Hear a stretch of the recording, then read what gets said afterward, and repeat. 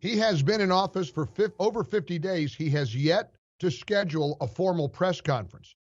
Now, this is a milestone because it's been 100 years since a president has gone this long without an in-person press conference.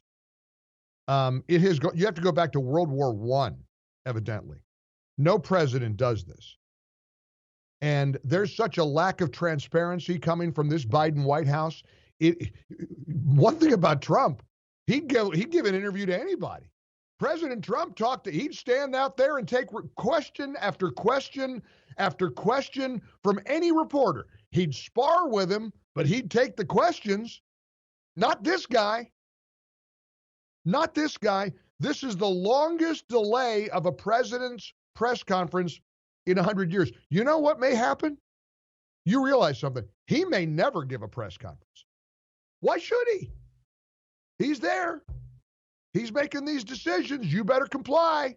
If you comply, maybe you can gather with 3 people out in your backyard by the 4th of July. Well, I have a hunch a whole lot of people saw that address last night and said, you know what? Go put your compliance where the sun don't shine, Mr. President. Here's Ben Domenech, the co-founder and publisher of The Federalist, one of my favorite voices in America in terms of the printed word, the spoken word. We had him on the show a couple of months ago. Here was Ben's reaction last night with Kennedy on Fox Business. This is another garbage speech full of lies from a senile person who thinks that they're in charge of America, but actually isn't running anything.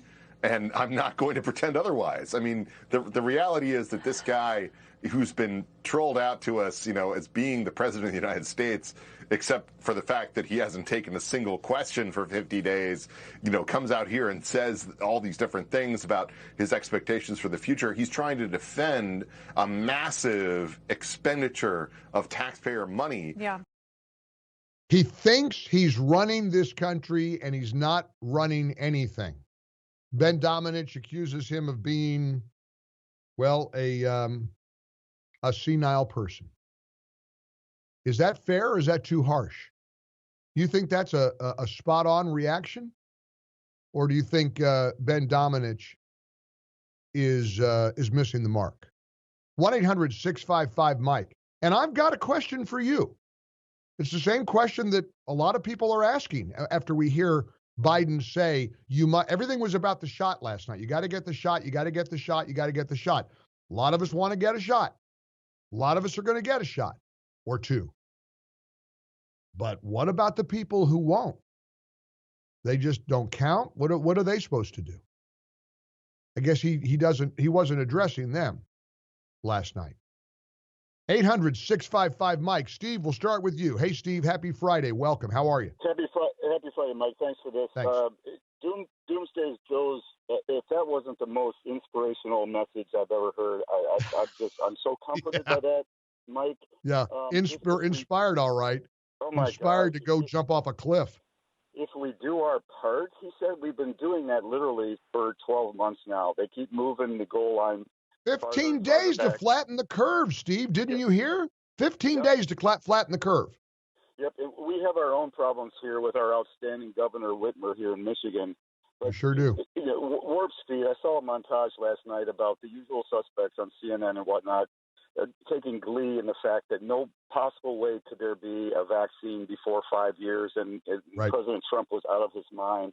Where does Biden think that vaccine came from, and how did he think it came to be without the fact that President Trump was able to get these companies working together? Steve, Steve, here's a fact. Biden didn't have anything to do with the development and the miracle speed with which these vaccines are being presented to the American people and the world. Nothing. That's a fact. And the fact that he's so classless that he refuses to acknowledge one iota about the Trump's miraculous Operation Warp Speed tells you everything you need to know about the guy. Sometimes you can tell somebody's about who somebody is by these kinds of actions, and that he's classless.